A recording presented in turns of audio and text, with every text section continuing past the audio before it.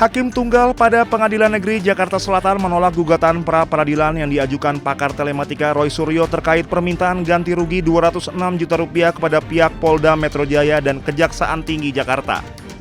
Usai persidangan, Roy Suryo mengklaim permohonan pra-peradilan jilid 3 terkait ganti rugi untuknya bukan ditolak hakim. Menurut Roy, permohonan belum diterima karena kurangnya pihak termohon. Roy Suryo yang menerima putusan tersebut akan kembali mengajukan permohonan yang sama sesuai koreksi yang disampaikan hakim. Menurut Roy, putusan pra-peradilan tentang ganti rugi bisa menjadi pembelajaran bagi masyarakat yang ingin mengajukan permohonan serupa. Permohonan ganti rugi akan diajukan setelah sidang pra-peradilan jilid 4 tentang pencekalan selesai. Kesimpulannya juga, hari ini kita sudah sepakat, langsung saya tadi maju ke depan teman-teman kuasa hukum, ya lanjut, ya ajukan lagi. Jadi clear ya. Jadi karena putusannya dari Hakim Tunggal pra-peradilan yaitu Pak I Ketut Darpawan itu adalah bukan ditolak. Sekali lagi jangan sampai ada yang menulis ditolak ya. Tidak ditolak, tetapi belum diterima atau belum diterima karena kurang pihak. Nah, karena kurang pihak itu yang menjadi pertimbangan, maka kita tambah pihak nanti pada pengajuan berikutnya. Nah, jadi ini yang menarik. Karena kita akan tambah pihak, maka nanti akan ada pengajuan lagi. Dan pengajuan lagi itu tentu saja akan kita ajukan setelah pra-peradilan yang keempat. Apakah setelah peradilan yang keempat itu pra-peradilan yang kelima? Belum tentu juga. Setelah angka 4 bisa 5, bisa 6, bisa 7, bisa 8. Ya, nah jadi itu clue dari saya.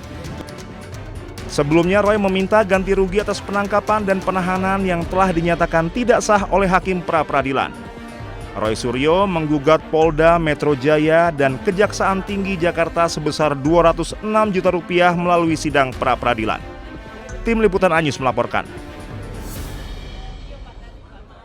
Got the land with the best views in Kintamani. What are you building?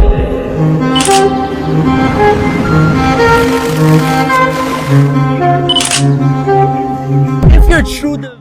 Video seorang WNA asal Amerika Serikat yang menawarkan lahan seluas 54 are di kawasan Kintamani, Bangli, Bali viral di media sosial. Super unique. You have your mountain tour in front of you. Dalam video tampak WNA tersebut berdiri dengan latar belakang Gunung Batur, menawarkan lahan dengan pemandangan terbaik di Kintamani. Pihak imigrasi kelas 1 TPI Denpasar telah melayangkan 2 kali surat panggilan terhadap yang bersangkutan. Namun WNA berinisial SR tersebut tidak memenuhi panggilan klarifikasi. Pihak imigrasi selanjutnya akan mengunjungi tempat tinggal WNA tersebut dan memasukkan namanya ke daftar SOI, Subject of Interest.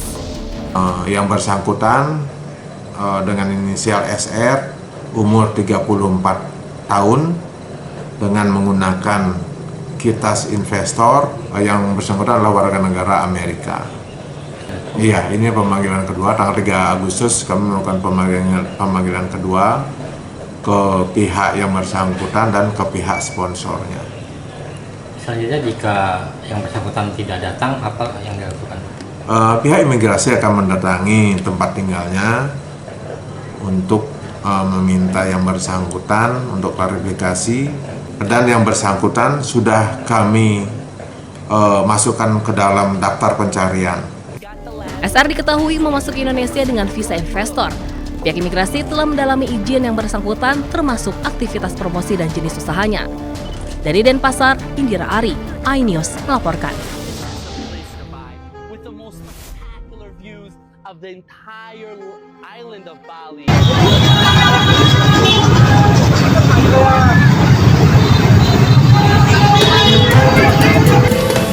Api dengan cepat melahap 5 kios yang berada di Jalan Serbaguna, Kabupaten Deli Serdang, Sumatera Utara.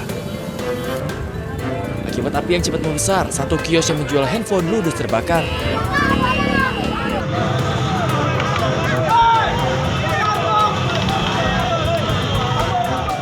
Tiga unit mobil pemadam kebakaran diterjunkan untuk memadamkan api.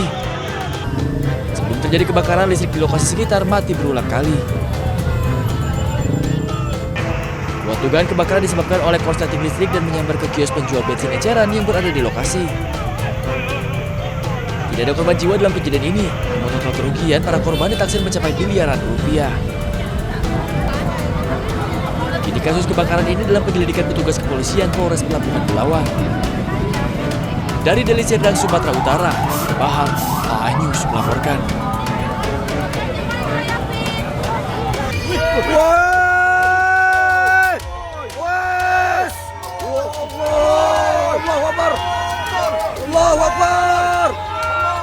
tronton bermuatan anyaman besi mengalami insiden saat mendaki tanjakan ekstrim Bukit Kodok, Kabupaten Labuan Batu Selatan, Sumatera Utara.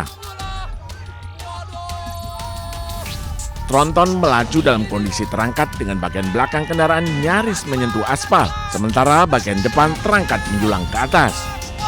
Waduh, oke. Awas, satu. Beruntung supir truk bisa mengendalikan kendaraan hingga melewati tanjakan dengan selamat. Dari Labuan Batu Selatan, Sumatera Utara, Randi Kurniawan, iNews melaporkan.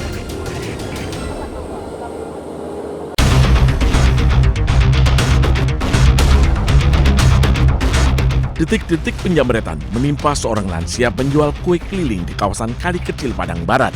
Dalam rekaman CCTV, pelaku dan korban sama-sama terjatuh dari sepeda motor. Pelaku berusaha kabur dengan mendorong sepeda motornya, sementara korban terjatuh di jalan. Sejumlah warga yang berada di lokasi sempat menahan motor pelaku. Namun, karena tidak ada yang berani menangkap, pelaku dengan santai melarikan diri. Warga semula mengira kejadian tersebut hanyalah kecelakaan biasa. Terkejut setelah mengetahui pria tersebut adalah jambret. Meski barang berharga korban tidak berhasil dibawa lari, lansia Malang ini harus mengalami luka serius di bagian kepala akibat terbanting di aspal. Motor bang, terus tiba-tiba diserempetnya, ditariknya, terus kejatuh berdua. Yang ditarik apa? Tasnya? Tasnya kayaknya bang. Tasnya ya? Terus jatuh korban ini? Jatuh, ya. Terus pelaku lari atau gimana bang? Lari dia bang, dia dorong motor dia, terus lewat sini, ternyata ada orang yang berdiri di sana, terus ditariknya motornya, terus kami orang datang kan, terus terjatuh dia. Kasus penjamretan kini dalam penanganan polisi. Warga berharap pelaku segera ditangkap agar kejadian serupa tidak kembali terjadi. Dari Padang, Sumatera Barat, Budi Sunandar, iNews melaporkan.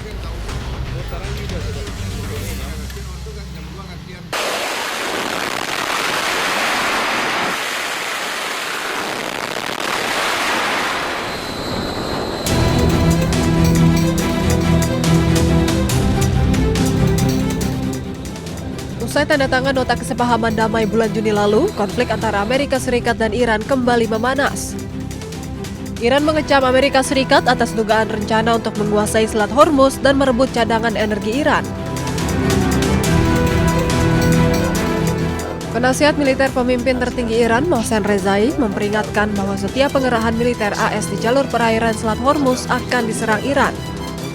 الان آتش بحثی وجود نداره ولی حملات ما معنا داره. مثلا کوریدور دوم رو به هیچ وجه ما اجازه نمیدیم در تنگه هرمز کوریدور دوم باز بشه.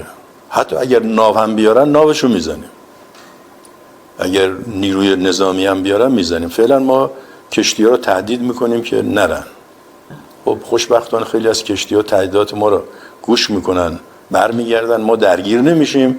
ولی بعضیا که معلومه کاملا آمریکایی‌ها بهشون فشار میارن، اونا میان خب یه آسیبی بهشون وارد میشه، خب خودشون برمیگردن. Sebelumnya, Presiden Amerika Serikat Donald Trump menyebut bahwa AS tidak akan membiarkan Iran mengambil kendali atas Selat Hormuz. Ia juga mengatakan Iran tidak akan boleh memungut biaya terkait penggunaan Selat Hormuz. Hal itu dikatakan Trump di Gedung Putih, Washington DC, Amerika Serikat pada Senin. Would Iran be willing to return to fully free navigation of the Has to be. I'm not going to let them charge. If anybody's going to charge, we'll charge. We're the one that has we have total control. You know, we have a thing called a blockade with his Navy. And that Navy is, they call it a wall of steel, the United States wall of steel. And no, there's not going to be charging. We're not talking about charging at all. There won't be charging. Sebelumnya, Trump sempat mengklaim bahwa Amerika Serikat dan Iran telah mencapai kesepakatan mengenai Selat Hormuz menjelang negosiasi pada hari Senin. Namun, Iran membantah adanya perbincangan antara Iran dan Amerika Serikat. Iran menyebut pembahasan rencana terkait Selat Hormuz dilakukan dengan Oman.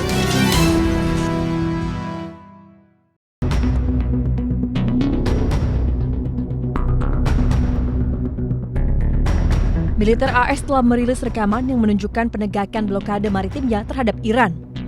Rekaman yang dirilis Komando Pusat AS CENTCOM diduga menampilkan transmisi radio dari seorang perwira militer AS yang memerintahkan sebuah kapal yang tidak disebutkan namanya untuk mengubah haluan. Captain, you are requested to alter course to 190. If you do not comply, we will compel compliance with force.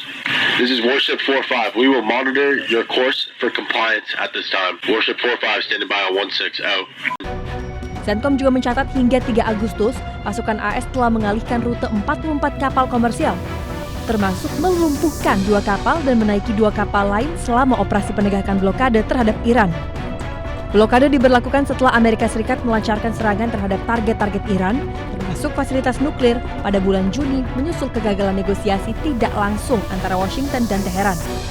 Sejak itu, pasukan Angkatan Laut Amerika Serikat telah meningkatkan patroli di teluk dan perairan sekitarnya.